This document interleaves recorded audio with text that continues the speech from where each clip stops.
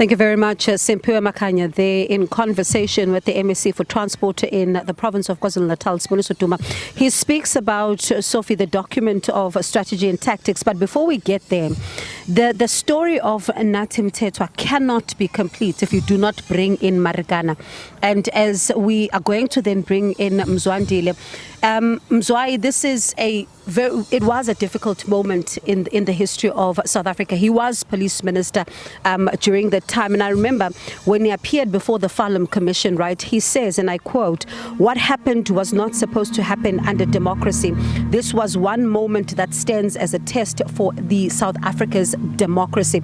And it was one that was difficult to navigate, not from a country's perspective only, but also from the SAPS's perspective under his leadership as well. Of course, Bongiwe, given that he was the police minister, and then you have a kind of a tragedy that it's at the hands of the police. Obviously, there is a context to it, but as someone who is responsible and accountable, so that does then bring either the question of how the leadership was done in that regard, because that story had been brewing for quite some time. It was not just a once-off event. So the question, Sophie and Bongiwe, is, so what is it that the management of the police or of the country do to try and mitigate and ensure that such occurrences didn't happen? Because before that, a number of deaths were already happening. So signs were there. So it is a story that will always be part of his legacy. Yes, there's a lot that he's done that is good, but of course you cannot run away from some of those which may be perhaps a bit of a blind spot in the career. I think, Mzai, when you look at that incident, I remember the President of the Republic was in Mozambique for SADC, and you were there. Yes. When that happened. But the President, Jacob Zuma, had to come back, and Nathi Mthethwa, as the minister, because of what has happened there of police, had to go to Marikana with the former President, Jacob Zuma. In terms of strategy and tactic, in line with strategy and tactic in government, do you think perhaps he did apply his mind in terms of the deployment of the police? I think there may have been a reality of not fully appreciating and understanding what was happening there. Because when it happened, all of us were shocked. So what does that tell you is that perhaps some of the matters that were happening on the ground were not necessarily fully comprehended. So now that it turned the way it did, perhaps the police, perhaps government should have planned better in terms of trying to avoid this. I think already 10 people had been killed, and that was quite serious. And what is it that the government could do? And also the issue of the arms, because I know that part of the argument was that those people were armed, so what were we supposed to do? Before we even got there, now that we knew that this situation was brewing for quite some time, so what is it that they did? So those are some of the legacies that as we look at his life, but we'll always say, perhaps here you may have done better than you did. And it's interesting because when Sophie speaks about the moments, right, we find ourselves again here. The same question is being asked as it was asked back then. Undue political pressure that would be put on the administration or even the administrative officials. Marikana, he faced tough questions about whether or not, as a police minister, did he exert undue political pressure on the police to act. And we have the Madlanga Commission now that's also looking at issues of political pressure. Oh yes, in fact, when that happened and the situation of his death happened, many people thought about what General Mokoena had said at the Madlanga. Of course, I mean, there's no link in terms of what we know so far. I think we need to be very clear on that one.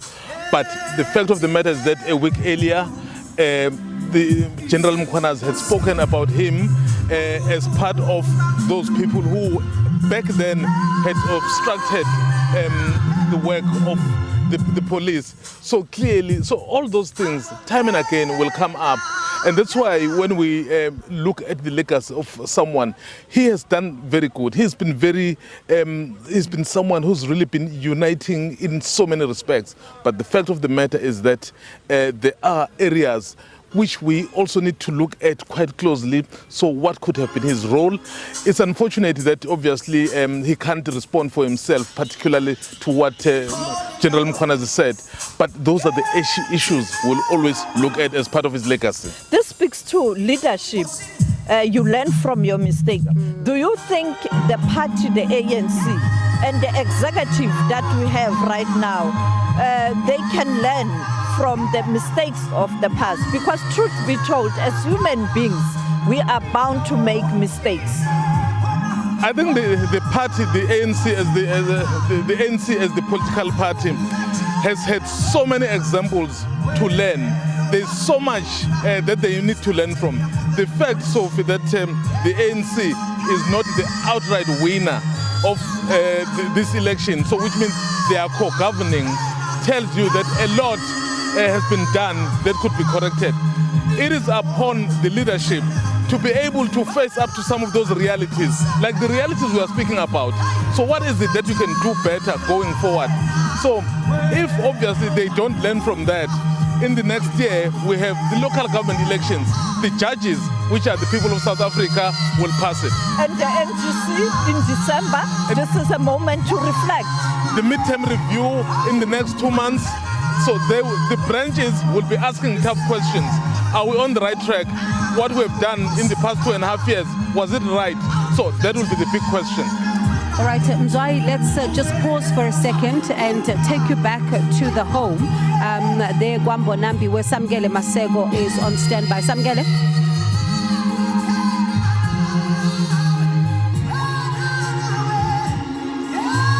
All right, we continue then with this conversation. We'll link you back to Samgele Masego in just a moment. But perhaps, Sophie, to pick up where you left off, right? Because when you look at the reflections that the ANC has to make right now, you think of a Begitsele, for example. A few days ago at the memorial service, he says the ANC needs to pick up its socks. They pull up the socks. They need to make sure they are seen in communities. You speak to Dr. Malusi Gika, but he says Nathi Mthethwa was worried about the ANC. You know, what has been interesting is that the ANC people, some who have been part of and parcel of the ANC, perhaps once they take a step back, they become a bit more vocal. In fact, I remember even the former DERCO minister. So she's a bit more vocal about the issues that are happening in the ANC. The question is, currently, those who are running it, don't they see some of the challenges? So if you are able to then have your own getting vocal after, so what is stopping you from being vocal now? Not just being vocal by word, but being vocal by deed, because a lot needs to be done to correct it. He was also given responsibility to assist the Youth League, and we saw the ANC Youth League going to a Congress. The role that he continued to play, much as he was a diplomat in terms of the party. I think having grown through the ranks of the ANC himself, so he understood the culture of the ANC. Remember, for the longest time, the Youth League of the ANC is actually the future of the ANC, the bigger one.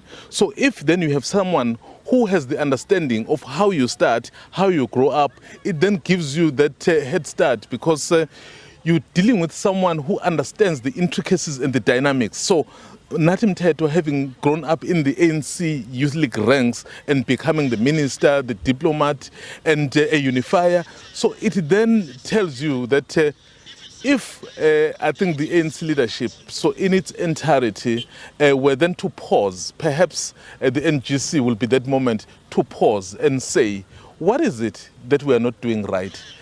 What is it that we can do better? So they have to be very honest with themselves, because it doesn't help to say, well, we are the movement, we're doing well. The fact of the matter is that on the ground, the people you're representing, remember, you have branded yourself as the parliament of the people. If you are the parliament of the people, it means you represent the people. So, but if then those very people are starting to lose confidence in you, so take a moment, take a pause. What is it that you are not doing right?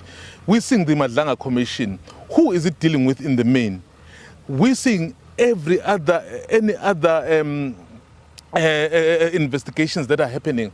Who are they focusing on? I mean, we've been looking at the Tembisa situation. Yes, some of them may not necessarily the state capture. The state capture. Some of them may not necessarily be the leaders of the ANC. But when you look at some of the people, they are somehow linked to some of the leaders of the ANC. So for me, the NGC, and perhaps even 2027, is the moment for the African National Congress to pause, take a step back. What is it that we are not doing right?